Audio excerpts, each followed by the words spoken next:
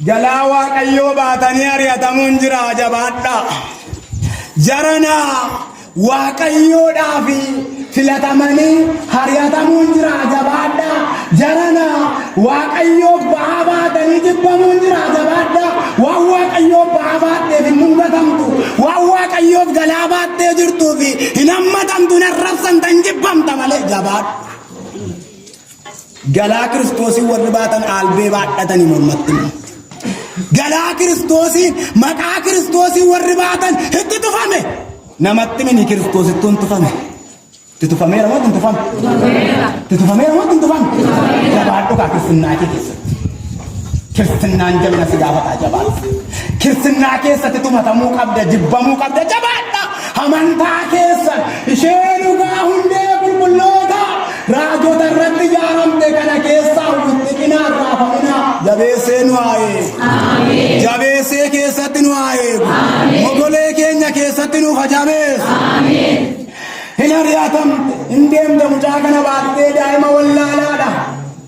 Yeroo basada keessa seentu ilaala manni hin jiru jireenyi hin jiru bichaa isheeti mucaa kana baattee jirti.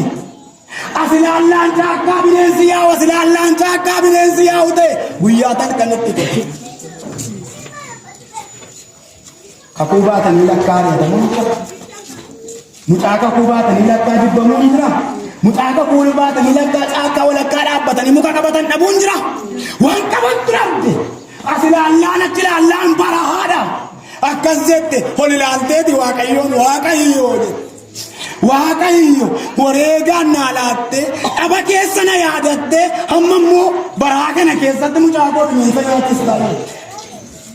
Imimmaan facaafte. Yeroo kana waaqayyo ergamaa isaa ramadeefi sagaleedha. Hilaa Elsaabeet dhagaan guddaan fuula kee dura jira. Mee gara kattaa sanaatti asii achi adeemitti. Toleettee gara dhagaatti adeemtu. Yeroo dhagicha bukkee geesseettu dhagaatti balbala godheefiiti waaqayyo galannee filannee. Maalitti balbala godhen jedhe? Jireenya akka dhagaasitti ta'etti balbala jireenyaa siif haa banu waaqayyo. Karaa sitti cufamee dhagaasitti ta'e balbala siif haa banu waaqayyo. Jireenya dhiphinaa keessa dhaabattee jirti. As ilaallaan caakkaa achi ilaallaan caakkaa wanti qabatan hin jiru. Waan himattu hin qabu nama waan mattu hin qabu. Dhagaatti adeeme naan gara dhagaatti adeemte. Waaqayyoon dhaggeeffadhu malee dura keetti dhagaa fakkaataa siif jireenya sii ta'a galanni bara baraa.